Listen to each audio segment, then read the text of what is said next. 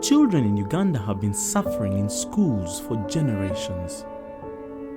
74% have been caned by teachers. Why does this happen?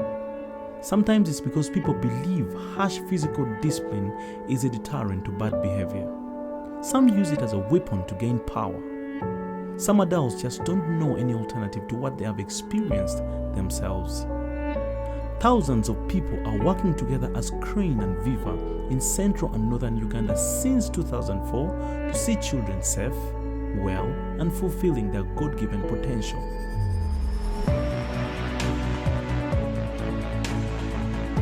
Viva and Crane with its partners are supporting 10,000 girls in safe schools and creative learning centers across the country.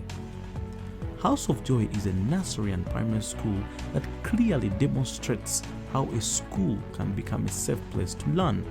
On a daily basis, we interact with the community, from the young to the old, to the community leaders, to the other schools that have started within the community.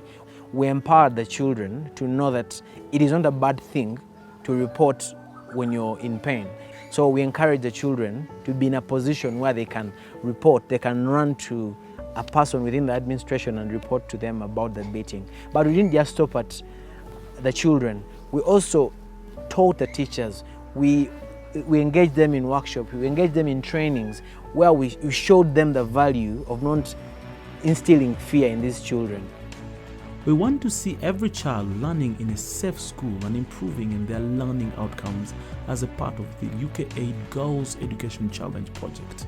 After we put mitigation procedures in place, we also had to devise measures to reprimand the teachers. We know that violence and abuse is like a poison on children's lives, with the stress it causes preventing learning. That's why all schools that receive UK government resources are being helped to deliver violence-free education.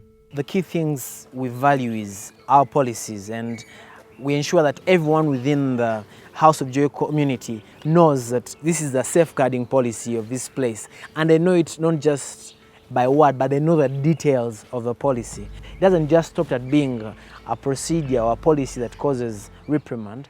Change starts by parents and children becoming safeguarding ambassadors for their schools and communities.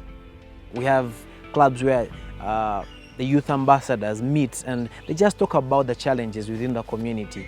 And as well as these meetings, the children have come to know better ways of informing others, of teaching others of the values of knowing their rights, but also their responsibilities. The children within the House of Joy community know who to report to from the posters that are set up to show that these are the focal people to go to. House of Joy alone couldn't engage the police, but because of the partnerships that are existing with Crane and Viva, these have encouraged the police to come on board, and in the event that we have any cases to report to them, they rush to us. Our discipline method involves engaging parents. So when a child has a disciplinary matter, we call the parent, we sit down together, we ask them, what is the challenge at home? Does it have an effect on how the child is behaving here? We've had great rewards in terms of the performance of our children from the time we abolished corporal punishments.